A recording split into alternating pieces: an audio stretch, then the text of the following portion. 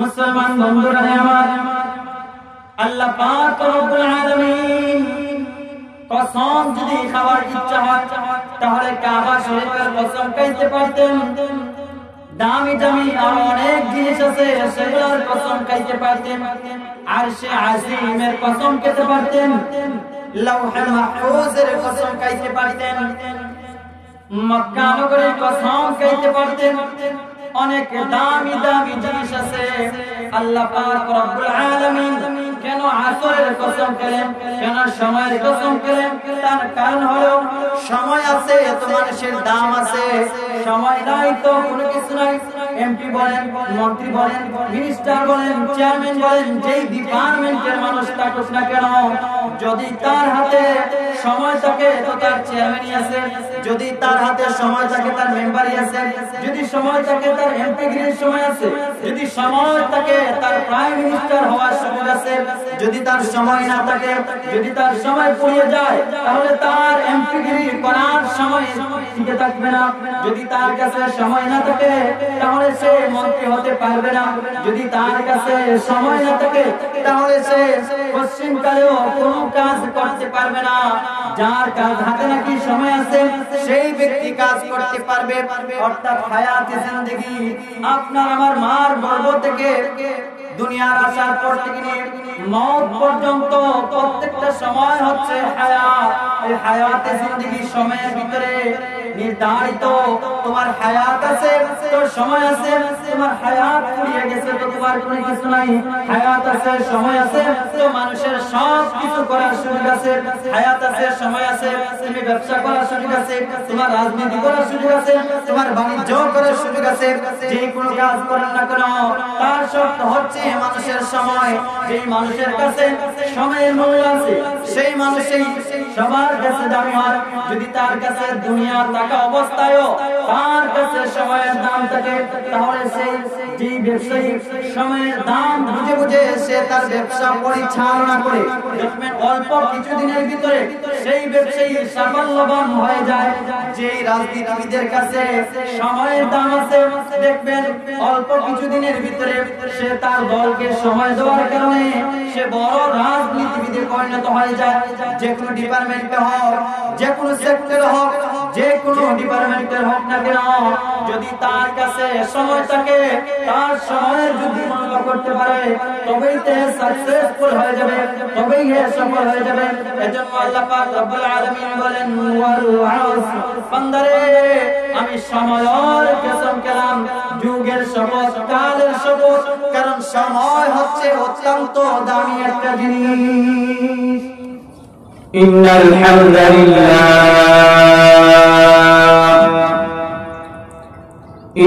হামদালিল্লাহ নাহমাদুহু ওয়া নাস্তাঈনুহু ওয়া নাস্তাগফিরুহু ওয়া নু'মিনু বিহি ওয়া নাতাওয়াক্কালু আলাইহি ওয়া নাউযু বিল্লাহি মিন শুরুরি আনফুসিনা ওয়া মিন সাইয়্যাতি আ'মালিনা।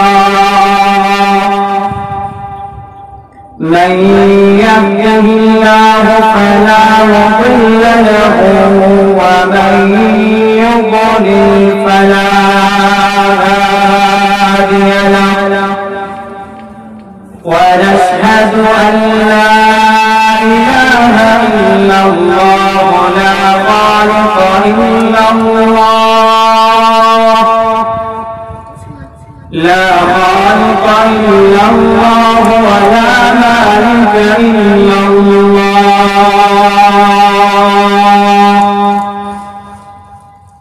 لا محيي إلا الله ولا مميت إلا الله ونشهد أن سيدنا وسندنا وحبيبنا وطبيبنا وطبيب قلوبنا ومولانا محمدا عبده ورسوله الذي أرسل إلى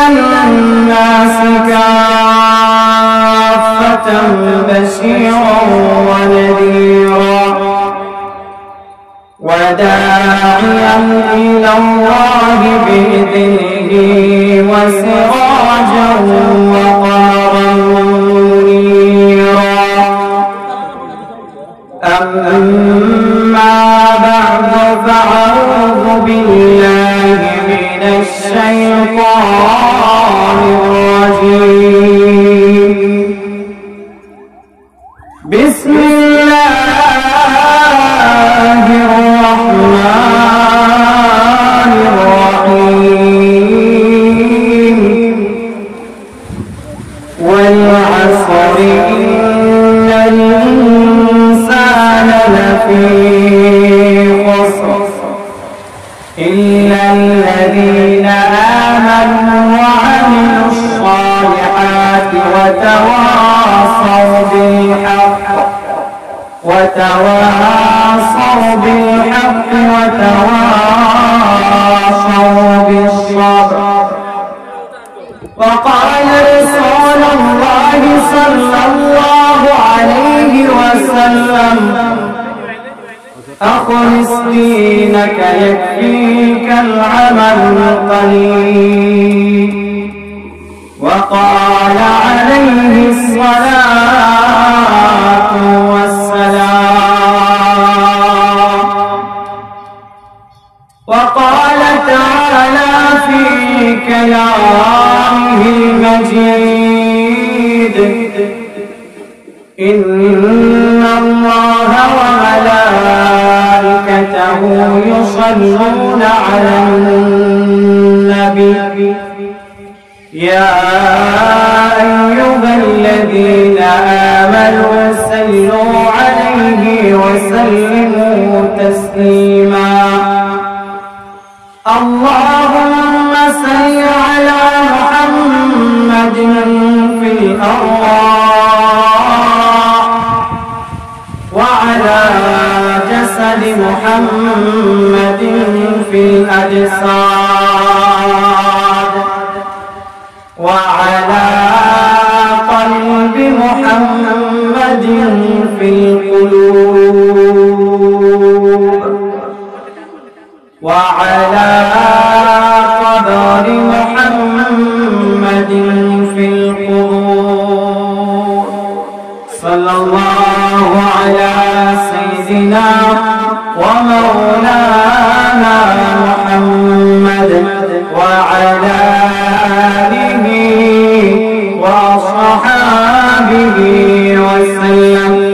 صلى الله على سيدنا ومولانا محمد وعلى آله وصحابه وسلم. بلغ العلا بكماله كشف الدجى بجماله حسنة جامع وخصاله صلوا عليه وآله. رہے میرے مسکن حوالی کعبہ رہے میرے مسکن حوالی کعبہ اے میرے مدفن ديار مدينة. بلغ العلا بكماله كشف الدجى بجماله حسنة جامع وخصاله صلوا عليه وآله. শেওতরপাড়া আল হাদি ইসলামী যুব সংঘ কর্তৃক আয়োজিত 2 দিন ব্যাপী তাফসীরুল কোরআন মহাসম্মেলনের জনাব সম্মানিত সভাপতি সাহেব, দিগার হযরত উলামায়ে কেরাম, সামিন আযম, মুরব্বিয়ানে কেরাম, আমার যুবক ভাইরা, ছোট ছোট মাসুম বাচ্চারা, পর্দার অন্তরালে আওয়াজ শ্রবণরতা আমার অত্যন্ত শ্রদ্ধেয় মা বোনেরা, প্রথমে ওই মহিয়ান বলিয়ান আল্লাহ পাক রব্বুল আলামিনের আলিশানের মধ্যে লক্ষ কোটি শুকর আদায় করছি যে আল্লাহ পাক রব্বুল আলামিন দীর্ঘ 1 বছর পর আজকের এই কাঙ্ক্ষিত তাফসীরুল কোরআন মাহফিলে এসে উপস্থিত হতে পেরেছি। এজন্য মনের আবেগটুকু উজাড় করে আল্লাহ পাক রব্বুল আলামিনের শুকর আদায় করছি, বলি আলহামদুলিল্লাহ। লক্ষ কোটি দুরূদ ও সালাম আকায়ে নামদার তাজদারে মদিনা জিগর গুশে আমিনা আশিক নবী মাশিক নবী খালিক নবী আহমদ মুজতবা মুহাম্মদ মুস্তাফা জনাবে মুহাম্মদ মুস্তাফা সাল্লাল্লাহু আলাইহি ওয়াসাল্লামের উপর। সম্মানিত হাজিরিন, আমরা এমন একটি মুহূর্তে অতিক্রম করতেছি যেই মুহূর্তের মধ্যে তাম বিশ্বের মধ্যে মুসলমান নির্যাতিত, নিপীড়িত, অত্যাচারিত। তাম বিশ্বের মধ্যে মুসলমান আজ নির্যাতিত। বিশ্বের মধ্যে ইসলাম থাকবে কি থাকবে না তা নিয়ে প্রশ্নের সম্মুখীন হয়ে গেছে। এমন একটি কঠিন মুহূর্তে আল্লাহ পাক রব্বুল আলামিন আমাদেরকে যে সুস্থ রেখে ভালো রেখে দুনিয়ার সর্বপ্রকার ফিতনা ফাসাদ থেকে ফারিক রেখে এই দ্বীনি মাহফিল, যিকরুল্লাহ মাহফিল, বরকতপূর্ণ মাহফিল, যেই মাহফিল সম্পর্কে রাসূল করিম সাল্লাল্লাহু আলাইহি ওয়াসাল্লাম ইরশাদ করেন, হে আমার সাহাবায়ে কেরাম, তোমরা চলার পথে যেই জায়গায় বেহেশতের বাগান পাইবে ওই জায়গার মধ্যে তোমরা বসে যাও। সাহাবায়ে কেরাম আরজ করলেন, ইয়া রাসূলুল্লাহ, ইয়া হাবিবাল্লাহ, ওগো আল্লাহর নবীজি, দুনিয়ার মধ্যে বেহেশতের বাগান কোন জায়গাগুলো? রাসূল সাল্লাল্লাহু আলাইহি ওয়াসাল্লাম ইরশাদ করেন, ও আমার প্রাণের সাহাবীরা, দুনিয়ার মধ্যে বেহেশতের বাগান ওই জায়গাগুলো, জান্নাতের টুকরা ওই জায়গাগুলো, যেই জায়গার মধ্যে আমি আল্লাহর জিকির করা হয়, যেই জায়গার মধ্যে কোরআনের আলোচনা করা হয়, যেই জায়গার মধ্যে হাদিসের আলোচনা করা হয়, যেই জায়গার মধ্যে আমি আল্লাহর বরত্বের ঘোষণা করা হয়, যেই জায়গার মধ্যে আমার রাসূল জনাবে মুহাম্মদুর রাসূলুল্লাহ সাল্লাল্লাহু আলাইহি ওয়াসাল্লামের আলোচনা করা হয়, এগুলা হলো দুনিয়ার মধ্যে বেহেশতের বাগান। তোমরা যখন চলার পথে বেহেশতের বাগান দেখবে, তোমরা সাথে সাথে ওই বেহেশতের বাগানের মধ্যে বসে যাও। যদিও ওটা একটা জায়গা, 2 দিন আগেও ছিল, গতকালকেও একটা ক্ষেত ছিল, কিন্তু আজ এই জায়গাগুলো ক্ষেত নয়, কোন গুরু জমিন নয়, এই জায়গাগুলো আজ বেহেশতের বাগানে পরিণত হয়েছে। সুবহানাল্লাহ। এই বেহেশতের বাগানের মধ্যে আল্লাহ পাক রব্বুল আলামিন যাদেরকে চান তাদেরকে এই মাহফিলের মধ্যে বসার তৌফিক দান করেন, তাদেরকে আসার তৌফিক দান করেন। কেউ চাইলেই মাহফিলের মধ্যে আসতে পারে না, যাদের উপর আল্লাহ পাক রব্বুল আলামিনের দয়া, মেহেরবানি, অনুগ্রহ থাকে, যাদেরকে আল্লাহ পাক ভালোবাসেন, তাদেরকে আল্লাহ পাক রব্বুল আলামিন এরকম যিকরুল্লাহ মাহফিল, বরকতপূর্ণ মাহফিল, তাফসীরের মাহফিলের মধ্যে আসার এবং বসার তৌফিক দান করেন। প্রিয় হাজিরিন, আমি আপনাদের সামনে আল্লাহ পাক রব্বুল আলামিনের কোরআনুল কারীম থেকে ছোট্ট একখানা সূরা পাঠ করেছি।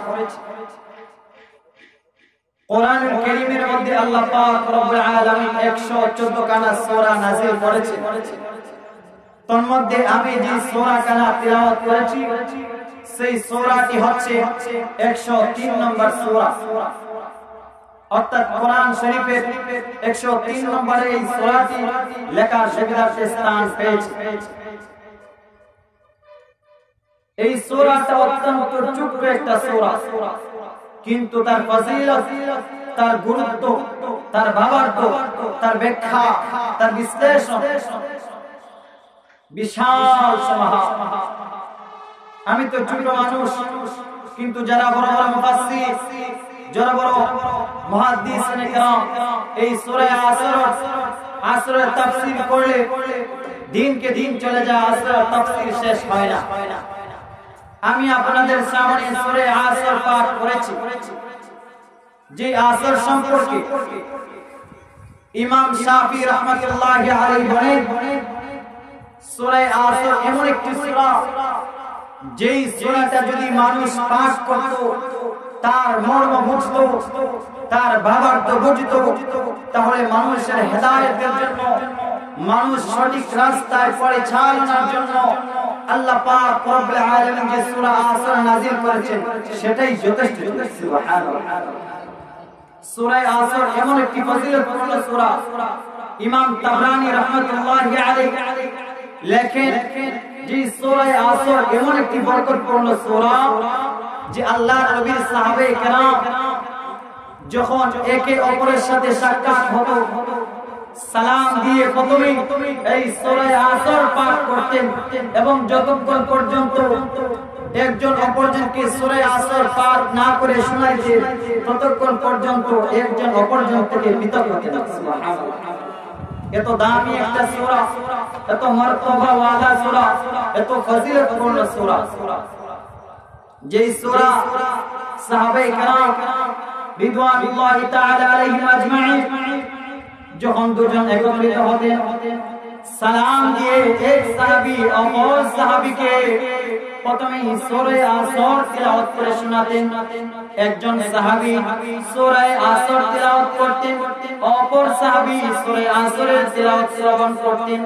আবার ওই সাহাবী সূরা আসর তিলাওয়াত করতেন, অপর সাহাবী সূরা আসরের তিলাওয়াত শুনতেন। এরপর সালাম দিয়ে একে অন্যের থেকে পৃথক হয়ে যাইতেন। তাইলে বোঝা গেল অবশ্যই এই সূরার ফজিলত, গুরুত্ব, তাৎপর্য অনেক বেশি। যাই হোক, আমি যে আপনাদের সামনে এই সূরাটা তিলাওয়াত করেছি, আল্লাহ পাক রব্বুল আলামিন সূরার মধ্যে মুসলমান জাতিকে, ঈমানদারদেরকে আল্লাহ পাক রব্বুল আলামিন কি বুঝাইতে চান, আল্লাহ পাকের কি নির্দেশ, কি আদেশ। কারণ আল্লাহ পাক রব্বুল আলামিন কোরআনুল কারীমে 6666 আয়াতের মধ্যে এমন কোন আয়াত নয়, এমন কোন বাক্য নয়, এমন কোন শব্দ নয়, এমন কোন নুকতা নয় যে অযথা আল্লাহ পাক রব্বুল আলামিন নাযিল করেছেন। প্রত্যেকটা মানুষের ফায়দার জন্য, প্রত্যেকটা মানুষের কল্যাণের জন্য, প্রত্যেকটার মধ্যে মানুষের কল্যাণ আছে, মানুষ যদি সেটা পালন করতে পারে। আবার তিলাওয়াত আয়াতের মধ্যে আল্লাহ পাক রব্বুল আলামিন বলেন ওয়াল আসর, সময়ের কসম, সময়ের শপথ, কালের শপথ, যুগের কসম, যুগের শপথ। আল্লাহ পাক রব্বুল আলামিন শপথ নিয়েছেন কিসে? যুগের, সময়ের, কালের। তাইলে বোঝা গেল কি সময়ের দাম আছে না নাই? অবশ্যই আছে। আল্লাহ পাক রব্বুল আলামিন যে জিনিসের কসম নেবেন সেই জিনিস কোনো সাধারণ জিনিস হতে পারে না, অবশ্যই সেটার দাম অনেক বেশি। এজন্য আল্লাহ পাক রব্বুল আলামিন শপথ করেছেন আসরের, অর্থাৎ সময়ের কসম। মুফাসসিরিনগণ লেখেন এই আসর শব্দটা আল্লাহ পাক রব্বুল আলামিন, কোন কোন মুফাসসিরগণের মতে এই আসর হচ্ছে আসরের নামাজ থেকে নিয়ে মাগরিবের নামাজের আগ যে যতটুকু সময়, সেই সময়টাকে আসর বলা হয়। আবার কোন কোন মুফাসসিরিনে কেরাম লিখেছেন যে আসর হচ্ছে সময়, শুধু সময়। এমনই ভাবে বিভিন্ন মুফাসসিরিনে কেরাম বিভিন্ন ভাবে সেটার ব্যাখ্যা দিয়েছেন।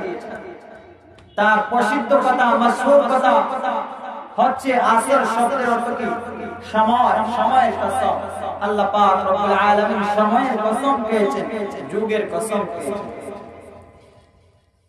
মুসলমান বন্ধুরা আমার, আল্লাহ পাক রব্বুল আলামিন কসম যদি খাওয়ার ইচ্ছা হয় তাহলে কাবা শরীফের কসম খাইতে পারতেন। দামি দামি আর অনেক জিনিস আছে সেগুলোর কসম খাইতে পারতেন। আরশে আজিমের কসম খেতে পারতেন, লাউহুল মাহফুজের কসম খাইতে পারতেন, মক্কা নগরীর কসম খাইতে পারতেন। অনেক দামি দামি জিনিস আছে। আল্লাহ পাক রব্বুল আলামিন কেন আসরের কসম খেলেন, কেন সময়ের কসম খেলেন? তার কারণ হলো সময় আছে তো মানুষের দাম আছে, সময় নাই তো কোনো কিছু নাই। এমপি বলেন, মন্ত্রী বলেন, মিনিস্টার বলেন, চেয়ারম্যান বলেন, যেই ডিপার্টমেন্টের মানুষ থাকুক না কেন, যদি তার হাতে সময় থাকে তো তার চেয়ারম্যানই আছে, যদি তার হাতে সময় থাকে তার মেম্বারি আছে, যদি সময় থাকে তার এমপিগিরির সময় আছে, যদি সময় থাকে তার প্রাইম মিনিস্টার হওয়ার সুযোগ আছে, যদি তার সময় না থাকে, যদি তার সময় ফুরিয়ে যায় তাহলে তার এমপিগিরি করার সময় টিকে থাকবে না। যদি তার কাছে সময় না থাকে তাহলে সে মন্ত্রী হতে পারবে না। যদি তার কাছে সময় না থাকে তাহলে সে পশ্চিমকালেও কোনো কাজ করতে পারবে না। যার কাজ হাতে নাকি সময় আছে সেই ব্যক্তি কাজ করতে পারবে। অর্থাৎ হায়াতে জিন্দেগি আপনার আমার মার গর্ভ থেকে দুনিয়ার আসার পর থেকে নিয়ে মওত পর্যন্ত প্রত্যেকটা সময় হচ্ছে হায়াত। এই হায়াতে জিন্দেগি সময়ের ভিতরে নির্ধারিত তোমার হায়াত আছে তো সময় আছে, তোমার হায়াত ফুরিয়ে গেছে তো তোমার কোনো কিছু নাই। হায়াত আছে সময় আছে তো মানুষের সব কিছু করার সুযোগ আছে। হায়াত আছে সময় আছে, তুমি ব্যবসা করার সুযোগ আছে, তোমার রাজনীতি করার সুযোগ আছে, তোমার বাণিজ্য করার সুযোগ আছে। যে কোনো কাজ করেন না কেন তার শর্ত হচ্ছে মানুষের সময়। যেই মানুষের কাছে সময়ের মূল্য আছে সেই মানুষই সবার কাছে দামি হয়। যদি তার কাছে দুনিয়া থাকা অবস্থায়ও তার কাছে সময়ের দাম থাকে তাহলে সেই যে ব্যবসায়ী সময়ের দাম বুঝে বুঝে সে তার ব্যবসা পরিচালনা করে দেখবেন অল্প কিছুদিনের ভিতরে সেই ব্যবসায়ী সাফল্যবান হয়ে যায়। যে রাজনীতিবিদের কাছে সময়ের দাম আছে দেখবেন অল্প কিছুদিনের ভিতরে সে তার দলকে সময় দেওয়ার কারণে সে বড় রাজনীতিবিদে পরিণত হয়ে যায়। যে কোনো ডিপার্টমেন্টে হোক, যে কোনো সেক্টরে হোক, যে কোনো ডিপার্টমেন্টের হোক না কেন যদি তার কাছে সময় থাকে তার সময়ের যদি মূল্য করতে পারে তবেই সে সাকসেসফুল হয়ে যাবে, তবেই সে সফল হয়ে যাবে। এজন্য আল্লাহ পাক রব্বুল আলামিন বলেন ওয়াল আসর, বান্দারে আমি সময়ের কসম খেলাম, যুগের শপথ, কালের শপথ, কারণ সময় হচ্ছে অত্যন্ত দামি একটা জিনিস। এজন্য ভাই কদর করতে হবে। কিসের কদর? সময়ের কদর করতে হবে, সময়ের গুরুত্ব দিতে হবে। আজ আপনার আমার ভিতরে সময়ের গুরুত্ব নাই, আজ আপনার ভিতরে যুগের গুরুত্ব নাই। সময়কে অযথা এমনিতেই সময় কাটিয়ে দিচ্ছি, বেহুদা সময় কপে আড্ডার মধ্যে কাটিয়ে দিচ্ছি। আজ মুসলমানের কাছে সময়ের গুরুত্ব নাই। যদি মুসলমানের কাছে সময়ের গুরুত্ব থাকতো, যদি মুসলমানের কাছে সময়ের গুরুত্ব থাকতো, যদি মানুষকে সময়ের গুরুত্ব বুঝতো তাহলে কোনো মানুষ পশ্চিমকালেও সেই গুরুত্ব সময়কে অবহেলা করতে পারতো না। কিন্তু মেইন জিনিস হচ্ছে ভাই আপনার আমার কাছে সময়ের গুরুত্ব নাই। যদি সময়ের গুরুত্ব থাকতো তাহলে মানুষ নামাজ পড়তে পারতো না। যদি সময়ের গুরুত্ব থাকতো তাহলে মানুষের জবান জিকির ছাড়া থাকতে পারতো না। আল্লাহ পাক রব্বুল আলামিন দ্বিতীয় আয়াতের মধ্যে বলেন ওয়াল আসরি ইন্নাল ইনসানা লাফি খুসর, ইন্নাল ইনসানা লাফি খুসর, নিশ্চয় মানুষ অত্যন্ত ক্ষতিগ্রস্তের মধ্যে রয়েছে। আল্লাহ পাক রব্বুল আলামিন প্রথমে কসম খেয়েছেন, শপথ করেছেন, এরপরে আল্লাহ বলেন নিশ্চয় মানুষ অত্যন্ত ক্ষতিগ্রস্তের মধ্যে আছে। মুসলমান ভাই আমার, আপনারা বলুন তো দেখি আল্লাহ পাক যে জায়গায় কসম খেয়ে বলেছেন মানুষ ক্ষতিগ্রস্তের মধ্যে আছে, তাহলে আপনি আর আমি ক্ষতির মধ্যে আছি না নাই? অবশ্যই আছি। নিশ্চয় আপনি আমি ক্ষতির মধ্যে আছি। কিভাবে ক্ষতির মধ্যে আছি? আল্লাহ পাক রব্বুল আলামিন আপনাকে আমাকে যে উদ্দেশ্য নিয়ে পাঠিয়েছিলেন সেই উদ্দেশ্যটা কি আল্লাহ পাক নিজেই বলে দিয়েছেন, ওয়া মা খালাকাতুল জিন্না ওয়াল ইনসা ইল্লা লিয়া'বুদুন। আমি মানুষ এবং জিন জাতিকে সৃষ্টি করেছি আমার গোলামি করার জন্য, আমার দাসত্ব করার জন্য, আমার বندگی করার জন্য।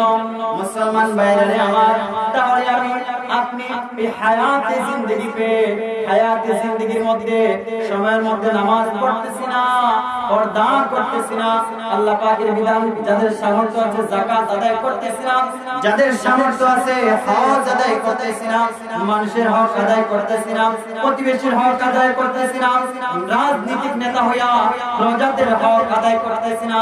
তাহলে বুঝা গেল কি আল্লাহ পাক আপনাকে আমাকে বানিয়েছিলেন তার গোলামি করার জন্য, কিন্তু কিন্তু আপনি আমি দুনিয়ার ক্ষমতায় মোহে পড়ে, দুনিয়ার ব্যবসার মোহে পড়ে, দুনিয়ার ব্যবসার মধ্যে পড়ে, দুনিয়ার লোভ লালসার মধ্যে পড়ে আপনি আমি সময়ের গুরুত্ব দিতে ভুলে গেছি, মাওলার ইবাদত করতে ভুলে গেছি, মাওলার গোলামি করতে ভুলে গেছি। মাওলার গোলামি করি না, যদি মাওলার গোলামি না করে কবরের মধ্যে যাই, রাসূল হাদিসের মধ্যে বলেন যদি কোনো মানুষ মৃত্যুবরণ করে আর নেক আমল না করে কবরের মধ্যে যায়, তাহলে তার কবরটা হয়ে যাবে জাহান্নামের গাড়া। আর যদি কোনো মানুষ নেক আমল করে, ভালো আমল করে কবরের মধ্যে যায়, তাহলে সেই কবরটা তার জন্য হয়ে যাবে জান্নাতের বাগান। ও মুসলমান ভাই, যদি নেক আমল না করে কবরের মধ্যে যায় আর সেই কবরটা জাহান্নামের গাড়া হয়ে যায়, তাইলে তো অবশ্যই অবশ্যই আপনি আর আমি প্রতিবদ্ধের মধ্যে আছি না? অবশ্যই আছি। এমনিতেই আল্লাহ পাক রব্বুল আলামিন বলেন না প্রতিবদ্ধের মধ্যে আছি, অবশ্যই আপনি আমি ক্ষতির মধ্যে নিহিত, ক্ষতির মধ্যে ডুবে আছি। কিন্তু দুনিয়ার কোন মানুষ ক্ষতির মধ্যে থাকতে চায় না, সবাই লাভবান হতে চায়, সবাই লাভবান হতে চায়, সবাই সাবল্যবান হতে চায়। সাবল্যবান কি দিয়ে হবা? আল্লাহ পাক রব্বুল আলামিন বলেছেন ওয়াল আসর, সময়ের কসম। এরপরে বলে ইন্নাল ইনসানা লাফি খুসর, নিশ্চয় মানুষ অত্যন্ত ক্ষতিগ্রস্ত। মানুষ কিভাবে ক্ষতিগ্রস্তের মধ্যে? আজ মানুষ নেতাদেরকে ভোট দিয়ে তাদের খাদিম জনপ্রতিনিধি বানায়, কিন্তু আমরা কি দেখতে পাই, যখন সেই ব্যক্তিটা ক্ষমতার আসনের মধ্যে অলঙ্কৃত হয়ে যায়, সে ক্ষমতার চেয়ার পেয়ে যায়, তখন আর প্রজাদের কোন খোঁজ খবর রাখে না, প্রজারা আছে নাকি মারা গেছে। এজন্য নিশ্চয় সে তার ক্ষমতা পাইয়া আসে ক্ষতিগ্রস্তের মধ্যে ঢুকে গেছে। আবার কিছু মানুষ তারা ব্যবসার মধ্যে লিপ্ত হয়, আল্লাহ পাকের বিধান নামাজ আদায় করে না, আল্লাহ পাকের বিধান যাকাত আদায় করে না, শুধু ব্যবসা নিয়ার মধ্যে সময় অতিবাহিত করতে আছে। কিসের জন্য? দুনিয়ার মহব্বত কলবের মধ্যে ঢুকে গেছে। হুব্বুদ দুনিয়া কুল্লু রাসি খাতিয়াতিন, দুনিয়ার মহব্বত হচ্ছে সব পাপের মূল। আজ দুনিয়ার মহব্বত আপনার আমার দিলের ভিতরে ঢুকে গেছে। এজন্য দুনিয়ার মহব্বত ঢোকার কারণে আপনি আর আমি ক্ষতিগ্রস্তের মধ্যে লিপ্ত আছি। কিন্তু যদি অন্তর থেকে কলব থেকে দুনিয়ার মহব্বত দূর করতে পারি, তাইলে কি আসবে? আল্লাহ পাক বলেন ইন্নাল ইনসানা লাফি খুসর, নিশ্চয় মানুষ ক্ষতিগ্রস্তের মধ্যে, কিন্তু তারা নয় ইল্লাল্লাযীনা আমানু, কিন্তু তারা ক্ষতিগ্রস্তের মধ্যে নয় যারা ঈমান এনেছে। ঈমান আনতে হবে কার উপর? বলুন না, ঈমান আনতে হবে কার উপর? আল্লাহর উপর। শুধু আল্লাহর উপর ঈমান আনলে হবে না। আল্লাহর উপর ঈমান তো ঈসা খ্রিস্টানরা এনেছে, আল্লাহর উপর ঈমান তো ইহুদিরা এনেছে, আল্লাহর উপর ঈমান তো নাসারা এনেছে। শুধু আল্লাহর উপর ঈমান আনলে চলবে না, ঈমান আনতে হবে কার উপর? আপনি আমি মুসলমান হয়েছি কোন জিনিসের ভিত্তির উপর? آمنت بالله وملائكته وكتبه ورسله واليوم الآخر والقدر خيره وشره من الله تعالى والبعث بعد الموت। মুসলমান, শুধু আল্লাহর উপর ঈমান আনলে চলবে না, ঈমান আনতে হবে আমানু মুহাম্মাদুর রাসূলুল্লাহ। শুধু আল্লাহ পাক রব্বুল আলামিনের উপর ঈমান আনলে কেউ ঈমানদার হতে পারে না। দেখেন না, কাদিয়ানী সম্প্রদায় শুধু আল্লাহর উপর ঈমান এনেছে, শুধু আল্লাহকে বিশ্বাস করেছে, কিন্তু আমার নবী জনাবে মুহাম্মদুর রাসূলুল্লাহ সাল্লাল্লাহু আলাইহি ওয়াসাল্লামের উপর যেইভাবে ঈমান আনার প্রয়োজন ছিল, যেইভাবে ঈমান আনার কর্তব্য ছিল, সেইভাবে ঈমান আনে নাই। সেজন্য কাদিয়ানী সম্প্রদায় কি মুসলমান হয়েছে? না। এমনই ভাবে যত সম্প্রদায় শুধু আল্লাহর উপর ঈমান এনেছে, আমার রাসূল জনাবে মুহাম্মদুর রাসূলুল্লাহ সাল্লাল্লাহু আলাইহি ওয়াসাল্লামের উপর যেভাবে ঈমান আনার প্রয়োজন সেইভাবে ঈমান আনে নাই, আল্লাহর ভাষায় তারা মুসলমান হইতে পারে না। মুসলমান হইতে হলে আল্লাহর উপর ঈমান আনতে হবে। তার রাসূল জনাবে মুহাম্মদুর রাসূলুল্লাহ সাল্লাল্লাহু আলাইহি ওয়াসাল্লাম ওনার উপর ঈমান আনতে হবে, বিশ্বাস রাখতে হবে মুহাম্মদ আল্লাহর রাসূল। শুধু তাই নয়, আরো বিশ্বাস রাখতে হবে আখেরি নবী, সরদার নবী এবং সর্বশেষ নবী।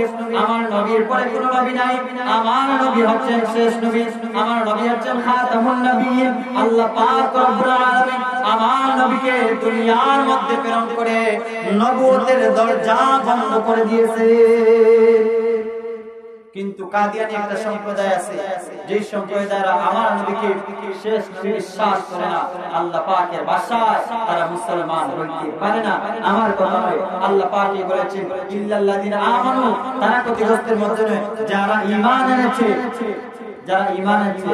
আর আমার মুহাম্মদুর রাসূলুল্লাহ শুধু আমাকে নয়, আমার হাবিবের উপর ঈমান এনেছে। আমার হাবিবের উপর ঈমান কিভাবে এনেছে? আমার হাবিবকে শেষ নবী বিশ্বাস করেছে, আমার হাবিবকে খাতামুন নবিয়্যিন হিসেবে বিশ্বাস করেছে।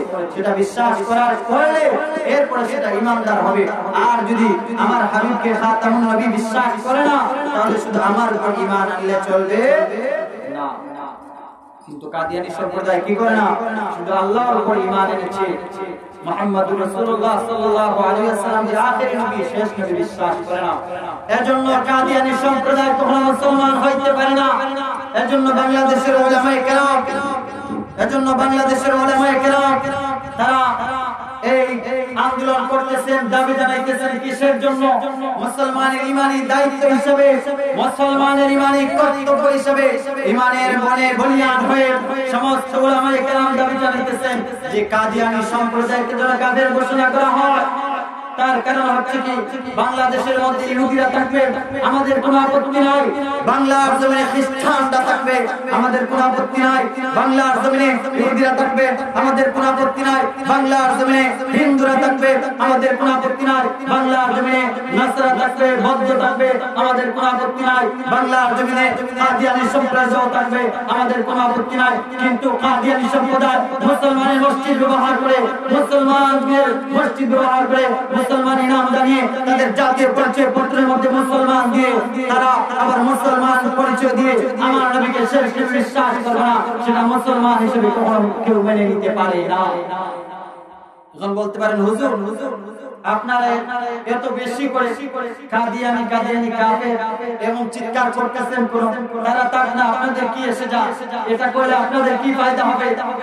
এই কাদিয়ানী সম্প্রদায়কে কাফির ঘোষণা করলে কি না করলে কি? হ্যাঁ, কাদিয়ানী সম্প্রদায়কে কাফির ঘোষণা করার মাধ্যমে ইসলামের ইসলামিত্ব, মুসলমানের মুসলমানিত্ব টিকে থাকবে।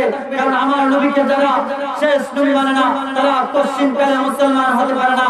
আল্লাহর ভাষায় যারা আমার নবীকে শেষ নবী মানে না, তারা মুসলমান হইতে পারে না। তাহলে কিভাবে কাদিয়ানী সম্প্রদায় আমার নবীকে শেষ নবী না মেনে তারা মুসলমানি পরিচয় দেয়? এজন্য উলামায়ে কেরাম বলেন, তোমরা অন্য কোন ধর্মের অবলম্বন হয়ে থাকো, কিন্তু মুসলমানি পরিচয় দেয় না। এজন্যই বলতেছেন এই কাজ এমনি করতেছেন না। আমাদের আকাবির দিন সমস্ত উলামায়ে কেরাম সেই আমার নবীকে খতমে নবুয়ত টিকিয়ে রাখার জন্য অনেক দেশে উলামায়ে কেরাম রক্তের বন্যা দিয়েছেন। পাকিস্তানের জমিনে অসংখ্য মুসলমান শহীদ হয়েছে। এরপরে তাদেরকে তাদের এই পাকিস্তানের জমিনে কাদিয়ানীদেরকে কাফির ও মুসলিম ঘোষণা করা হয়েছে। এই বাংলার জমিনে যদি কাদিয়ানী অমুসলিম ঘোষণা করার জন্য মুসলমানদেরকে রক্ত দিতে হয়, মুসলমানের জীবন দিতে হয়, মুসলমানের মাল আত্মসাৎ করতে হয়, মুসলমানের বিবি চাটতে হয়, মুসলমানের গর্তের করতে হয়, যদি মুসলমান সব কিছু ছেড়ে রাস্তার মধ্যে নেমে রক্ত ঢেলে দিতে পারে, আমি আত্মবিশ্বাস করে বলতে পারি এই বাংলার জমিনেও একদিন হলেও কাদিয়ানী অমুসলিম ঘোষণা হবে ইনশাআল্লাহ। মুসলমান নামে শুধু নামাজ পড়তেছো, রোজা রাখতেছো, হজ যাকাত কুরবানি করতেছো, আর আমার নবীর খতমে নবুয়তকে নিয়ে তারা তামাশা করবে, সেটা মুসলমান হিসেবে কোন মুসলমান পশ্চিম কালেও গ্রহণ করতে পারে না। মুসলমানের দায়িত্ব হিসেবে, মুসলমানের কর্তব্য হিসেবে যখন এই ডাক আসবে নবীজির খতমে নবুয়ত রক্ষা করার জন্য, নবীজির ইজ্জত রক্ষা করার জন্য, নবীজিরকে খতমে নবুয়ত রক্ষা করার জন্য মুসলমান রক্ত দিতে হবে, মুসলমান জান দিতে হবে, মুসলমান মাল দিতে হবে, সব কিছু দিতে মুসলমান রাজি আছে না ইনশাআল্লাহ? ইনশাআল্লাহ প্রস্তুত থাকবেন, কারণ কাদিয়ানীরা কাফির কাফির কাফির। যতই দলিল আসুক, যতই জাগ্রত আসুক না কেন, তারা কশিন কালেও মুসলমান হইতে পারে না। আপনারা বলতে পারেন হুজুর কাদিয়ানীরা কাফির ঘোষণা করতেছেন, কাদিয়ানীরা কি করে? কাদিয়ানীরা আমার নবী জনাবে মুহাম্মদুর রাসূলুল্লাহ সাল্লাল্লাহু আলাইহি ওয়াসাল্লামকে শেষ নবী মানে না, তারা শেষ নবী মানে গোলাম আহমদ কাদিয়ানী। নাউজুবিল্লাহ কো, আর জোরে বলুন নাউজুবিল্লাহ। তারা আমার নবীকে শেষ নবী মানে না, তারা শেষ নবী মানে গোলাম আহমদ কাদিয়ানী। এই গোলাম আহমদ কাদিয়ানী এমন একজন ব্যক্তি, যে ব্যক্তি পাঞ্জাব দেশে তার জন্ম। আপনারা বলুন তো দেখি, আল্লাহ পাক রব্বুল আলামিন যত পয়গম্বর আলাইহিস সালাতু ওয়াস সালাম দুনিয়ার মধ্যে প্রেরণ করেছিলেন, প্রত্যেক পয়গম্বরকে তাদের মাতৃভাষা কিতাব নাযিল করেছিলেন। আমাদের নবীর উপর কিতাব নাযিল হচ্ছে কোরআনুল কারীম, সেটা কোন ভাষা? আরবি ভাষা। দ্বীনের সামনে আল্লাহ পাক রব্বুল আলামিন যত পয়গম্বর সৃষ্টি করেছিলেন, প্রত্যেকটা পয়গম্বর তাদের মাতৃভাষায় পাঠিয়েছেন, তাদের কিতাব ছিল মাতৃভাষা। কিন্তু গোলাম আহমদ কাদিয়ানীর কিতাব আছে, যে কিতাবটা ইংরেজি ভাষা, বাংলা ভাষা, উর্দু ভাষা। বলা হয়েছিল তোমাদের নবীর উপর এই কিতাব নাযিল যেটা হয়েছে সেই এত ভাষায় কোন, তারা বলে আমার নবী তো আন্তর্জাতিক পর্যায়ের নবী, একজন যারা আন্তর্জাতিক ভাষায় আমার নবীর উপর কিতাব নাযিল হয়েছে। নাউজুবিল্লাহ। কাদিয়ানী এমন একটা সম্প্রদায়, আল্লাহ পাক রব্বুল আলামিন আদম আলাইহিস সালাতু ওয়াস সালাম থেকে নিয়ে জনাব মুহাম্মদুর রাসূলুল্লাহ সাল্লাল্লাহু আলাইহি ওয়াসাল্লাম পর্যন্ত যত নবী, যত পয়গম্বর, যত রাসূল প্রেরণ করেছিলেন, প্রত্যেকটা নবী রাসূলের ছিলেন মুরাক্কাব নামওয়ালা। যেমন আদম, ইব্রাহিম, ইসমাঈল, ইয়াকুব, শীশ, লূত, ইউসুফ, হযরত ইসহাক, ঈসা, মূসা, হারুন, শীশ, ইয়াকুব। এমনি ভাবে আল্লাহ পাক রব্বুল আলামিন যত নবী, যত রাসূল দুনিয়ার মধ্যে প্রেরণ করেছিলেন, প্রত্যেক নবী, প্রত্যেক রাসূল ছিলেন মুরাক্কাব নামওয়ালা, অর্থাৎ এক নামওয়ালা। ইব্রাহিম যেমন আমাদের আদিপিতা আদম, আদম, শীশ, ইয়াকুব, ইব্রাহিম, ইসমাঈল। এমনি ভাবে ঈসা, মূসা, আমাদের নবীর নাম হচ্ছে মুহাম্মদ। আল্লাহ পাক রব্বুল আলামিন যত পয়গম্বর দুনিয়ার মধ্যে প্রেরণ করেছিলেন, প্রত্যেকটা নবী ছিলেন মুরাক্কাব, অর্থাৎ একটা নাম বিশিষ্ট। কিন্তু গোলাম আহমদ কাদিয়ানী সেম নবী দাবি করে, অথচ তার নাম গোলাম আহমদ কাদিয়ানী। কয়টা হলো? তিনটা। কয়টা বলুন না? তিনটা। গোলাম আহমদ কাদিয়ানী, সে নবী না মৃত্যু? আওয়াজ করে বলেন নবী না মৃত্যু? প্রথম যিনি মৃত্যু প্রমাণ হয়ে যায়, কারণ আমার আল্লাহ যত পয়গম্বর প্রেরণ করেছিলেন, প্রত্যেকজন পয়গম্বর ছিলেন একটি নামওয়ালা। কিন্তু এই গোলাম আহমদের নাম হইল কয়টা? তিনটা। তাহলে প্রথম জিনিসটা তার নাম দ্বারাই বোঝা যায় সে কি? মিথ্যু, সে কাফির, সে কখনো নবী হইতে পারে না। আল্লাহ পাক রব্বুল আলামিন যত পয়গম্বর, যত নবী আলাইহিস সালাতু ওয়াস সালাম দুনিয়ার মধ্যে প্রেরণ করেছিলেন, কোন নবীর কোন পুত ছিল না। হযরত আদম আলাইহিস সালাতু ওয়াস সালামের যুগে যত মানুষ ছিল, সব মানুষের চাইতে সুন্দর মানুষ ছিলেন আদম আলাইহিস সালাতু ওয়াস সালাম। চারিত্রিক দেহের দিক দিয়ে কোথাও কোনো কোট ছিল না, কোনো ত্রুটি বিচ্যুতি ছিল না। আঙ্গুল পা শরীরের আপাদ মস্তকের মধ্যে কোথাও কোনো কোট ছিল না, কোথাও কোনো সমস্যা ছিল না। এমনি ভাবে হযরত ইব্রাহিম, হযরত ইসমাঈল, হযরত ইসহাক, হযরত ইয়াকুব, হযরত মূসা, হযরত ঈসা, হযরত হারুন, যত পয়গম্বর আমার নবী সহ যত পয়গম্বরকে আল্লাহ পাক রব্বুল আলামিন জমিনের মধ্যে প্রেরণ করেছিলেন, ওই উম্মতের মধ্যে সবচেয়ে সুন্দর, সবচেয়ে গঠনওয়ালা, সবচেয়ে সুন্দর প্রেরণ, সবচেয়ে সুন্দর হিসেবে বানিয়েছিলেন পয়গম্বরদেরকে। কিন্তু গোলাম আহমদ কাদিয়ানী সে নবী দাবি করে, কিন্তু তার চোখটা ছিল তেরা। সে নবী না মৃত্যু? অবশ্যই মৃত্যু। কারণ আল্লাহ পাক রব্বুল আলামিন যত নবীকে দুনিয়ার মধ্যে প্রেরণ করেছিলেন, কোন নবীরা কোনো কোট ছিলেন না, কিন্তু গোলাম আহমদ কাদিয়ানী ছিল কি? তেরা। তেমনি ভাবে আদম আলাইহিস সালাতু ওয়াস সালাম থেকে নিয়ে আল্লাহ পাক রব্বুল আলামিন যত পয়গম্বর, যত নবী, যত রাসূল দুনিয়ার মধ্যে প্রেরণ করেছিলেন, প্রত্যেকটা নবী, প্রত্যেকটা রাসূল ছিলেন, আল্লাহু আকবার, প্রত্যেকটা নবী, প্রত্যেকটা রাসূল ছিলেন সব পরীক্ষায় পাস করে না, কোন পরীক্ষায় মানুষের কাছে আল্লাহর কাছে কোন পরীক্ষায় কোন নবী কি করেন নাই, ফেল করেন নাই। কিন্তু গোলাম আহমদ কাদিয়ানী এমন একজন নবী দাবি করে যে নাকি উকিল মুক্তারি পরীক্ষা দিয়ে ফেল করে, এরপরে তহসিলদারি চাকরি করছে। কি চাকরি করছে? মুক্তারি পরীক্ষায় ফেল কইরা তহসিলদারি চাকরি করতে। সবটা ছিল তেরা, আবার নামের মধ্যে 2 থেকে 3টা, সেটা নবী না মৃত্যু।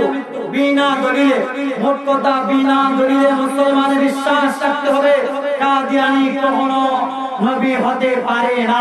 কাদিয়ানীদেরকে যারা নবী বিশ্বাস করবে তারা কাফের, কাদিয়ানী যারা নবী অনুসারী তারাও কাফের, যারা কাদিয়ানী সম্প্রদায়কে কাফির বিশ্বাস করে না তারাও কাফের। এটা আমার ফতোয়া নয়, উলামায়ে উম্মাহ তামাম বিশ্বের উলামায়ে ইকরাম আহলে সুন্নাত ওয়াল জামাতের ফতোয়া। আমার নবীকে যারা শেষ বিশ্বাস করে না তারা কাফের, আমার নবীকে যারা শেষ বিশ্বাস করে না তারা মুসলমান হতে পারে। যাই হোক, আল্লাহ পাক রব্বুল আলামিন বলেছেন ইল্লাল্লাযিনা আমানু, তারা ক্ষতিগ্রস্তের মধ্যে নয় যারা কি করেছে, ঈমান এনেছে, ওয়া আমিলুস সালিহাত, এমন যারা নেক আমল করেছে। আল্লাহ পাক কসম খাইছেন সময়ে, এরপরে বলেন নিশ্চয় মানুষ অত্যন্ত ক্ষতিগ্রস্তের মধ্যে।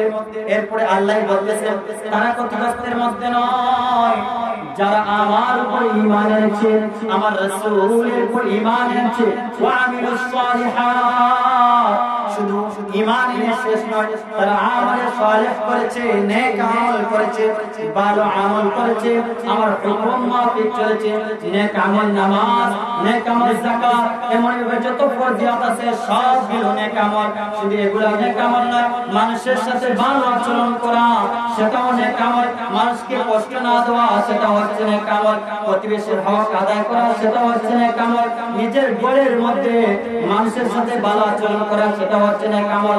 অর্থাৎ যে কাজটা রেজে মাওলা আল্লাহ পাক রব্বুল আলামিনকে সন্তুষ্ট করার উদ্দেশ্যে এবং তরিকে রাসূল আল্লাহ পাককে সন্তুষ্টির উদ্দেশ্যে এবং নবীজির সুন্নাত মাফিক হবে, নবীজির তরিকা মাফিক হবে, যা কাজ করবে যত কিছু করে, যদি তার ব্যবসাটা নবীজির সুন্নাত মাফিক হয়, যদি তার রাজনীতি নবীজির সুন্নাত মাফিক হয়, আল্লাহকে রাজি খুশি করার উদ্দেশ্য হয়, যদি সে ব্যবসা করুক, রাজনীতি করুক, পারিবারিক জীবন, রাষ্ট্রীয় জীবন, ব্যক্তিগত জীবন, যত জীবন আছে সব জীবন যদি মুসলমান রেজে মাওলা আল্লাহ পাক রব্বুল আলামিনকে সন্তুষ্টির উদ্দেশ্য করতে পারেন এবং তরিকায়ে রাসূল আমার নবীজির তরিকা অনুযায়ী পালন করতে পারেন, তাহলে আপনার আমার প্রত্যেকটা আমলে ইবাদতে পরিণত হয়ে যাবে।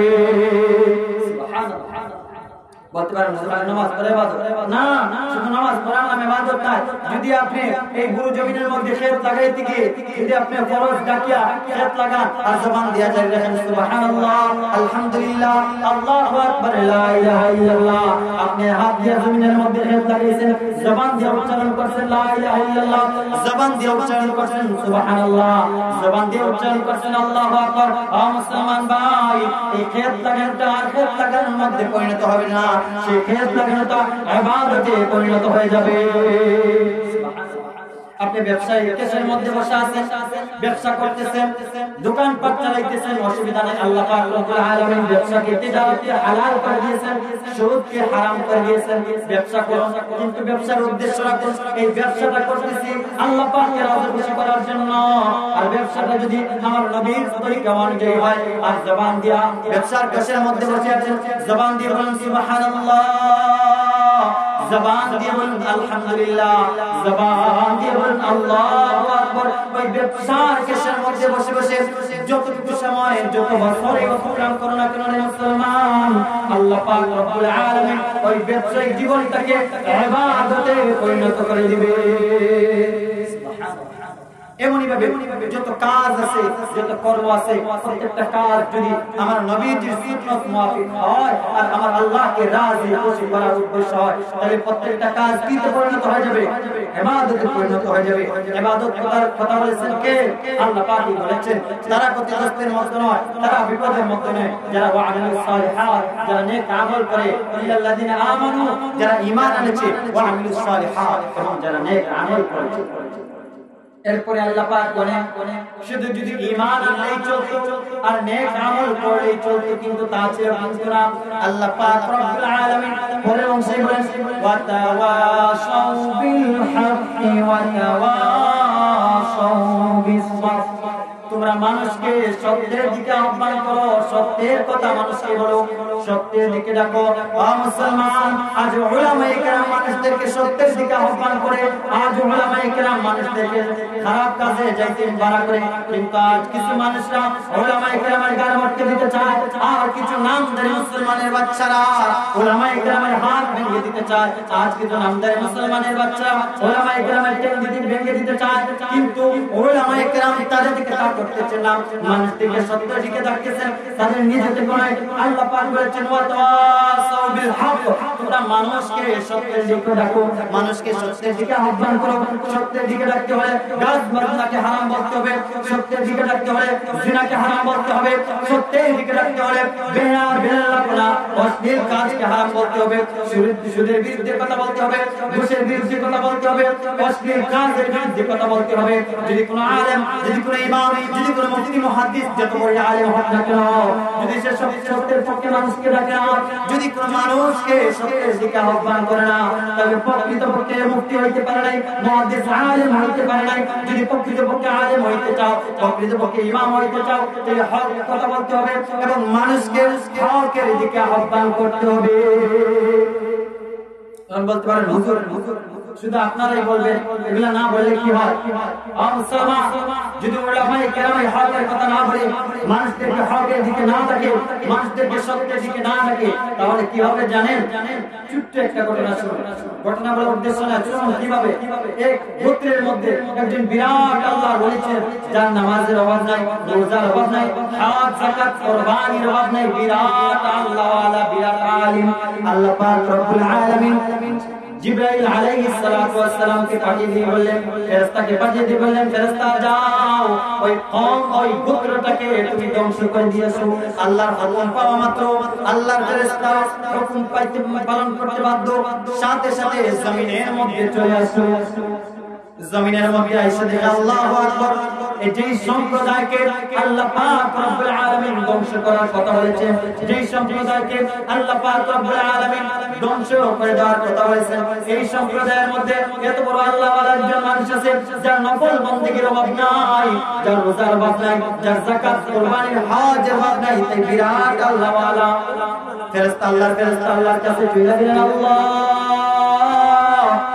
ও মালিক, তোমার কুদরত বুঝি না, এই গোত্রের মধ্যে এত বড় আল্লাহ ওয়ালা আছে, এত বড় পরহেজগার মানুষ আছে, এরপরও কেন আপনি ওই কওমটাকে ধ্বংস করে দিতে চান? আল্লাহ পাক রব্বুল আলামিন বলেন, ওই ফেরেশতারা যাও যাও যাও, ওই প্রথমে ওই আল্লাহ ওয়ালা ওই ওলিটাকে, দরবেশটাকে ধ্বংস করে আসো। ফেরেশতা বলে আল্লাহ তোমার কুদরত তো বুঝি না, যদি একটু বলতে ওই কওমটাকে ধ্বংস করব, এর আগে ওই আল্লাহর ওলিকে কেন ধ্বংস করব? আল্লাহ পাক রব্বুল আলামিন ফেরেশতাকে বলেন, ও ফেরেশতারা ওই আল্লাহর ওলি শুধু একাই নামাজ পড়ে, শুধু একাই হজ করে, শুধু একাই যাকাত করে, শুধু একাই ইবাদত বন্দেগী করে, জানি তার নামাজের অভাব নাই, জানি তার নফল বন্দেগীর অভাব নাই, জানি তার হজ যাকাত কুরবানির অভাব নাই, সে বিরাট আল্লাহ ওয়ালা। কিন্তু রে ফেরেশতারা, সে তার মহল্লার মধ্যে, তার গোত্রের মধ্যে জিনা করা হয়, ব্যভিচার করা হয়, সুদ খাওয়া হয়, গান বাজনা হয়, মূর্তি স্থাপন করা হয়, সেই আল্লাহ ওয়ালা কখনো সেই মূর্তির বিরুদ্ধে কথা বলে না, সুদের বিরুদ্ধে কথা বলে না, জিনার বিরুদ্ধে কথা বলে না, মদের বিরুদ্ধে কথা বলে না, শুধু একাই আমল করে জান্নাতে যাইতে চায়। আমি আল্লাহ সেটা চাই না। সে মানুষকে সৎ কাজে আদেশ করে না, অসৎ কাজ থেকে নিষেধ করে না। যাও যাও, ওই আল্লাহর ওলি, ওই দরবেশটাকে প্রথমেই ধ্বংস করে দাও। মুসলমান ভাই, আল্লাহ পাক রব্বুল আলামিন এত নামাজ ওয়ালা, এত রোজা ওয়ালা, এত হজ ওয়ালা, যার কোন ইবাদতের কোন কমতি নেই, এরপরে আল্লাহ পাক রব্বুল আলামিন কেন সেই দরবেশকে ধ্বংস করে দিলেন? তার কারণ হচ্ছে সেই দরবেশ হকের পক্ষে কথা বলতো না, শুধু একাই নামাজ পড়তো, শুধু একাই বন্দেগী করতো, শুধু একাই পরহেজগার করতো। এজন্য উলামায়ে কেরাম, এজন্য জাতির পর্ণদার উলামায়ে হযরত আজ বাতিলের বিরুদ্ধে কথা বলেন, সুদের বিরুদ্ধে কথা বলেন, ঘুষের বিরুদ্ধে কথা বলেন। কিসের জন্য? আম বাজে বাবার যেন, আওয়াম ভাবে যেন আল্লাহ পাক রব্বুল আলামিনের গজবে সে ধ্বংস করে না দেয়। মুসলমান, সাধারণ একটা করোনা ভাইরাস আইসা तमाम বিশ্বকে আতঙ্কে দিয়েছে। অর্থনৈতিকভাবে দুর্বল, সব দিকে মানুষ ভয়ে, ওই ভ্যাকসিনে কাজে আসে না, কোনো কিছু কাজ আসে না। আল্লাহ পাক রব্বুল আলামিন সাধারণ একটা করোনা ভাইরাসের কাছে যদি মানুষ হেনাস্ত হয়ে যায়, নাকানে চুমানি কার, আল্লাহ পাক রব্বুল আলামিন মুসলমান যদি হকের আওয়াজ বন্ধ হয়ে যায়, যদি মানুষকে সত্যের পক্ষে ডাকার আওয়াজ বন্ধ হয়ে যায়, আওয়াম ভাবে গজব চলে আসবে। অন্যান্য সম্প্রদায়ের গজব দেওয়া হয়েছে, কিন্তু এই ডরে আর এই ভয়ে আগের উলামায়ে কেরাম আপনাদেরকে হকের দিকে ডাকেন, সত্যের পক্ষে ডাকেন। ভাই, তোমরা এই রাষ্ট্রীয়ভাবে এই কাজ করিও না, গুনার কাজ করিও না, সুদ খাইও না, ঘুষ খাইও না, জিনা করিও না, ব্যভিচার করিও না। বলতে পারেন হুজুর, আমি আমার একা জাহান্নামে যাব, আপনার আসে যায় কি? ও মুসলমান, শুধু তুমি একা জাহান্নামে যাইবা না, তোমার গুনার কারণে, তোমার পাপের কারণে আওয়াম ভাবে আল্লাহ পাক রব্বুল আলামিন যদি আযাব আর গজব দেন, তাহলে আলেমও মারা যাবে, মুফতিও মারা যাবে, মুহাদ্দিসও মারা যাবে, পীর মাসের সব মারা যাবে। এজন্য সব যাতে আম আযাব থেকে বাঁচতে পারে, এর জন্য উলামায়ে কেরাম আল্লাহ পাক রব্বুল আলামিনের বাতানি হুকুম ওয়াতাওয়াসাউ বিল হক, মানুষকে সত্যের পক্ষে রাখো, মানুষদেরকে সত্যের দিকে আহ্বান করো। এর জন্য উলামায়ে কেরাম সত্যের পক্ষে কথা বলে, তাদের ইচ্ছা থেকে বলেন না। উলামায়ে কেরাম এমনিতেই কথা বলেন না। একজন কবি বলেন, মাওলানা হরগিজ না গুফতা তানা গুফতা মুহাম্মদ, মুহাম্মদ হরগিজ না গুফতা তানা গুফতা জিবরাইল, জিবরাইল হরগিজ না গুফতা তানা গুফতা রব্বুল জলিল। প্রকৃতপক্ষে কোন আলেম রাসূলের হাদিস ছাড়া, রাসূলের কথাবার্তা ছাড়া, রাসূলের নিয়ম অনুযায়ী ছাড়া কথাবার্তা বলে না। মাওলানা হরগিজ না গুফতা তানা গুফতা মুহাম্মদ। কোন প্রকৃতপক্ষে কোন আলেম অযথা ফালতু কথা বলে না, রাসূলের কথা বলে। আমার রাসূল মুহাম্মদ হরগিজ না গুফতা তানা গুফতা জিবরাইল, মুহাম্মদ সাল্লাল্লাহু আলাইহি ওয়াসাল্লাম কোন ফালতু কথা বলেন না, কোন বেকার কোন কথা বলেন না, অযথা কিছু কথা বলেন না। যা কিছু বলেন সব কিছু জিবরাইল থেকে বলেন। জিবরাইল হরগিজ না গুফতা তানা গুফতা রব্বুল জলিল। জিবরাইল নিজে থেকে কোনো কিছু বানিয়ে বলে না, জিবরাইল নিজে থেকে কোনো কিছু বলে না। আল্লাহ পাক রব্বুল আলামিন, রব্বুল আলামিন, রব্বুল জালাল, আমার কুদরতের মাওলা জিবরাইলকে যা কিছু বলে দেয়, সে কিছু জিবরাইল মুহাম্মদ সাল্লাল্লাহু আলাইহি ওয়াসাল্লামকে বলে। মুহাম্মদ সাল্লাল্লাহু আলাইহি ওয়াসাল্লাম হাদিসের ভাষায় যা কিছু বলে দিয়েছেন, প্রকৃতপক্ষে উলামায়ে কেরাম সেই আওয়াজগুলা, সেই কথাগুলা মানুষের কাছে পৌঁছে দিতে চায়। ও মুসলমান, উলামায়ে কেরামের হাত ভাঙবা কেন? যদি তোমার হাত ভাঙতে হয়, যদি তোমার কোনো কিছু করতে হয়, আল্লাহর কোরআন কি করো? আল্লাহর কোরআন বলেছেন ওয়াতাওয়াসাউ বিল হক, মানুষকে সত্যের দিকে আহ্বান করো, সত্যের দিকে রাখো। ওয়াতাওয়াসাউ বিস সাবর, এবং ধৈর্য ধারণ করো, কঠিন মুসিবতের সময় তোমরা ধৈর্য ধারণ করো। এখন বলতে পারেন হুজুর, বলতে পারেন হুজুর, যে আজকে শুনি বিভিন্ন নেতা নেতারা আজ উলামায়ে কেরামের গায়ে মটকে দিতে চায়, হাত ভেঙে দিতে চায়, পা মটকে দিতে চায়। উলামায়ে কেরাম দেখি বেশি কিছু করে না, উলামায়ে কেরাম কিছু বলে না কেন, কিছু করে না কেন, তাদের প্রতিবাদ করে না কেন, কিসের জন্য করে না? সেটাও আল্লাহ পাকের কোরআনের বাতে না আমল। আল্লাহ পাক বলেছেন ওয়াতাওয়াসাউ বিল হক, তোমরা মানুষকে সত্যের দিকে আহ্বান করবা, মানুষকে সত্যের দিকে ডাকবা। তোমার উপর বিপদ আসতে পারে, তোমার উপর মুসিবত আসতে পারে, তোমার হাত ভেঙে দিতে চাইতে পারে, তোমার হাত ভেঙে দিতে চাইতে পারে, তোমার গায়ে মটকে দিতে চাইতে পারে, কিন্তু ওয়াতাওয়াসাউ বিস সাবর, বান্দারে তুমি দাওয়াত দিতে গিয়ে, মানুষকে হকের কথা বুঝাইতে গিয়ে তোমার কাছে বিপদ আপদ বালা মুসিবত আসতে পারে, তোমরা ওই সময় ধৈর্য ধারণ করো। ওই সময় যদি ধৈর্য ধারণ করতে পারো, তবেই তুমি সফল, তবেই তুমি কামিয়াব। এজন্য আল্লাহ পাক রব্বুল আলামিন বলেছেন ওয়াল আসর, সময়ের কসম, ইন্নাল ইনসানা লাফি খুসর, নিশ্চয় মানুষ অত্যন্ত ক্ষতিগ্রস্তের মধ্যে। ইল্লাল্লাযিনা আমানু, কিন্তু তারা নয় যারা ঈমান এনেছে, ওয়া আমিলুস সালিহাত, এবং যারা নেক আমল করেছে, ওয়াতাওয়াসাউ বিল হক, এবং যারা মানুষকে সত্যের দিকে আহ্বান করেছে, মানুষকে সত্যের পথে রেখেছে, অসৎ কাজ থেকে বিরত রেখেছে। ওয়াতাওয়াসাউ বিস সাবর, এই কাজ করতে গিয়ে, মানুষকে সত্যের পথে রাখতে গিয়ে, মানুষদেরকে অসৎ পথ থেকে বাঁচাইতে গিয়ে, তারপর জুলুম আসছে, নির্যাতন আসছে, জেল জুলুম আসছে, সে জেল জুলুমকে পরোয়া করে নাই, সে কখনো সিংহালেও তার ফাঁসি বসতে করে নাই, তার জীবন বিলিয়ে দিবে, কিন্তু হকের পক্ষে কথা বলবে। আজ উলামায়ে কেরাম হকের পক্ষে কথা বলার কারণে তাদের উপর কারফিউ জারি করা হয়, তাদের জবানকে রুখে দেওয়ার চেষ্টা করা হয়। ও দুনিয়ার বাসিয়ারা, ও দুনিয়ার জালেমারা, শুনে রাখো, দুনিয়া দুনিয়ার কোন মানুষ, দুনিয়ার কোন ক্ষমতা হক্কানে উলামায়ে কেরামের জবান কশিন কালে রুখে দিতে পারবে না। কারণ এই জবান দিয়েছেন আল্লাহ, এই জবান যেহেতু আল্লাহ দিয়েছেন, সেই জবানটা আল্লাহর রাহে, দ্বীনের পক্ষে, সত্যের পক্ষে, কোরআন হাদিসের কথা বলেই যাবে ইনশাআল্লাহ। তোমরা যতই করো না কেন, যদি জীবন নিবা, জীবনের চাইতে তো বেশি কিছু নাই, এজন্য জীবন নিয়ে নাও। এরপরে উলামায়ে কেরাম সত্যের পক্ষে কথা বলবেন। অথবা সাউবিসাও, তোমরা আমাদের হাত থেকে দাও, অসুবিধা নাই। এরপরে আমরা সবর দান করব। কিন্তু বান্দা, তুমি গুনার কাজ ছেড়ে দাও, তুমি রাষ্ট্রীয়ভাবে গুনার কাজ বন্ধ করে দাও, তুমি জিনা বন্ধ করে দাও, ব্যভিচার যা কিছু আছে সব কিছু বন্ধ করে দাও। তাহলে তোমরা হাতে পায়ে ধরতেও আমাদের কোনো অসুবিধা নাই। আল্লাহ পাক রব্বুল আলামিন যেই কথাগুলো বললাম আমি নবী সূরা আসর থেকে, সেই কথাগুলোর উপর যেগুলো আমলের উপযোগী, সেই কথার উপর আল্লাহ পাক রব্বুল আলামিন আমল করার তৌফিক দান করুন। সবাই বলুন আমিন। ওয়া আখির দাওয়ানা আলহামদুলিল্লাহি রাব্বিল আলামিন। আসসালামু আলাইকুম ওয়া রাহমাতুল্লাহ।